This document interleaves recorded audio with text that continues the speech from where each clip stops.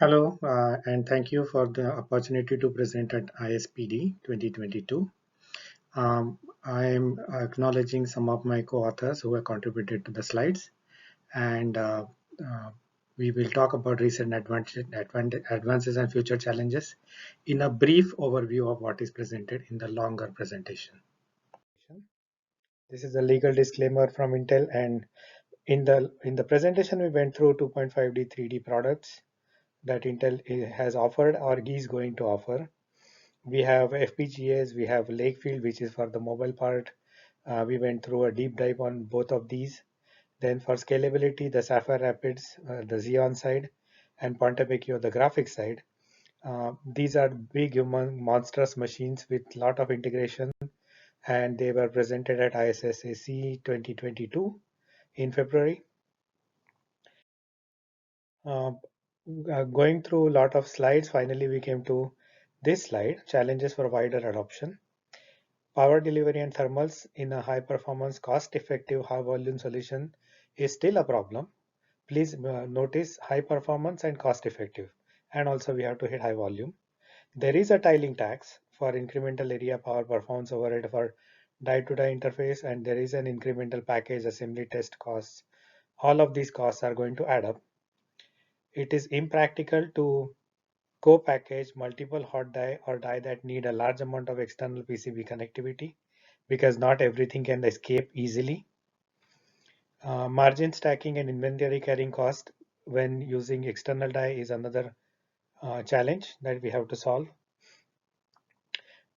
So this is a strong statement, not optimal in cases where a monolithic alternative is feasible. This feasible is a weighted word. Okay, if things are feasible, then monolithic alternative will be preferred, but usually it is not the case. The die has to be designed for die that is designed for 3D stack is difficult to reuse because it is designed for 3D and there is no unbonding. Enabling IP software tools, flows, methods, all of that is a challenge still remaining. And interface standards and interoperability has to be pushed forward for a lot of products or many companies to come together on a common protocol and common physical standard. In terms of future of heterogeneous integration, we presented the GaN for power delivery, gallium nitride for power delivery and RF, high voltage devices. Intel is also has presented anti-for-electric EDRAM, STT-MRAM, RAM memory solutions that can be integrated heterogeneously. So all of these new devices and new memories coming together for a very optimal solution is what we are looking for. And finally, this is my last slide. Where are we going with 2.5D and 3D integration?